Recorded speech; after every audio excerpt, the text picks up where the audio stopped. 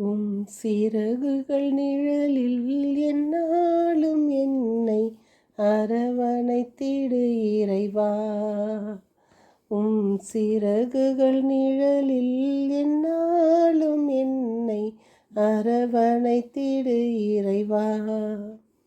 அந்த இருளிலும் ஒளி சுடரும் வெண்தணலிலும் மனம் குளிரும்.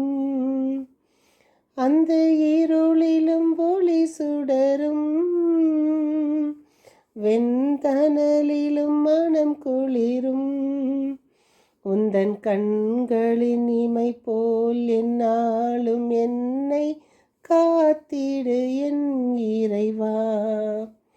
உன் கண்களின் இமை போல் எந்நாளும் என்னை காத்திடு என் இறைவா. ஒவ்வொரு நாளும் ஆண்டவர் அவர் சிறகுகளில் நம்மை அரவணைத்து நம்மை காத்து கொண்டு வருகிறார். இனியும் காப்பார். என் இனிய அன்புள்ளங்களை நாம் 12:6-24 இருக்கிறோம்.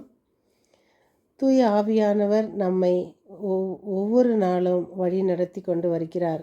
எல்லா காரியங்களிலும் வெற்றியே.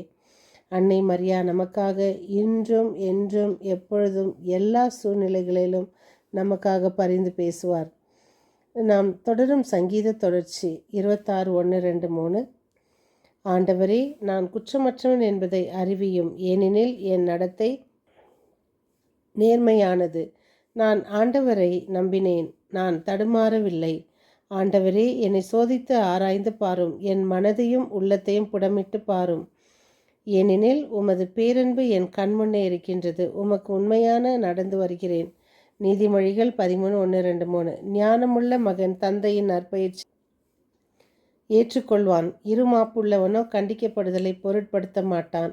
நல்லோர் தம் சொற்களினால் பலனை நல்லுணர்வை உண்கின்றனர். வஞ்சக செயல்களோ வஞ்சகர் உண்ணும் உணவு. நாவை காப்பவர் தம் உயிரையே காத்து கொள்கிறார். நாவை காவாதவன் கெட்டழிவான். இன்றைய வாசகம் அரசர்கள் 1:18-20-39. நீரே ஆண்டவர் என்றும் நீரே இம்மக்களின் மனதை மாற்றுவீர் என்றும் இம்மக்கள் அறிவார்களாக. ஆண்டவரே, எனக்கு பதில் தாரும் என்று எலியா கேட்டபோது நெருப்பு கீழே வந்து எரிபலிகளையும் விறகு கட்டைகளையும் கற்களையும் மணலையும் சுட்டெரித்தது, வாய்க்கால் நீரையும் வற்றச் செய்தது. இன்றைய தூய நற்செய்தி வாசகம் மத்தேயு 5:17-19. அழிப்பதற்காக அல்ல, நிறைவேற்றுவதற்காகவே. நீர் விண்ணும் மண்ணும் ஒழிந்து போகும், ஆனால் திருச்சட்டம் யாவும் நிறைவேறும். அது ஒரு சிற்றெழுத்தோ புள்ளியோ ஒழியாதென உறுதியாக உங்களுக்கு சொல்கிறேன் என்றார் இயேசு. நம் நாவை காவாதவர். நாம் எப்பொழுதுமே நம்மளுடைய நாவு எவ்வளோ முக்கியமானதுன்னா, நம்ம உடல் உறுப்புகளில் அனைத்திலுமே மிக சிறந்த ஒரு உறுப்புனா நாவு மட்டும்தான். ஏன்னா அந்த நாக்கு பலர் வாழ்வை அழிக்கும், பலர் வாழ்வை உருவாக்கும்.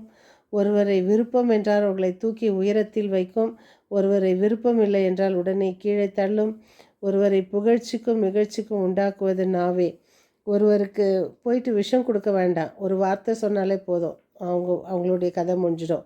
ஸோ இந்த மாதிரி நிறைய நாவினால் அழிக்க, நாவினால் உருவாக்கப்பட்டவர்களும் உண்டு. நல்லவைகளை பேசும்போது அந்த வார்த்தைகளை கேட்டு உயிர் பெற்றவர்களும் உண்டு. நாவு அவ்வளோ முக்கியமானது.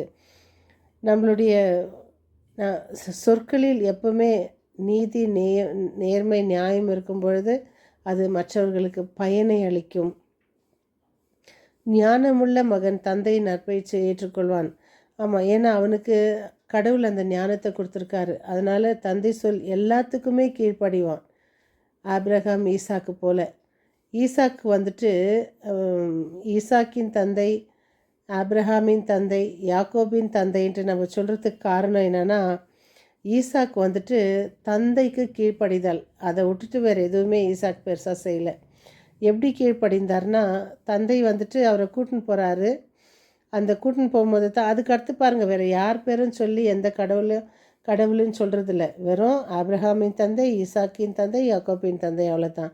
ஈசாக்கின் தந்தை அப்படின்னா ஈசாக்கு வந்துட்டு கடவுளுக்கு, ஆபிரஹாமுக்கு கீழ்ப்படிந்தார். ஏன்னா கடவுளுக்கு பிடிச்ச ஒரு கட்டளை கீழ்ப்படிதல்.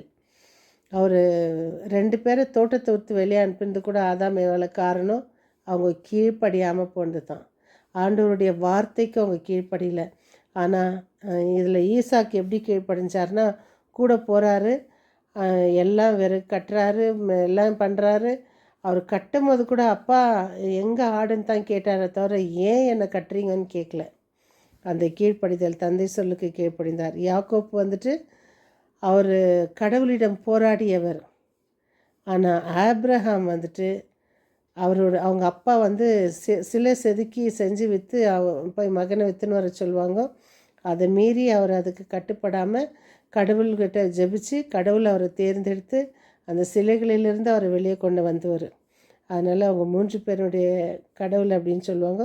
கீழ்ப்படிதலுக்கு எடுத்துக்காட்டு உதாரணம் நம் ஈசாக்கு.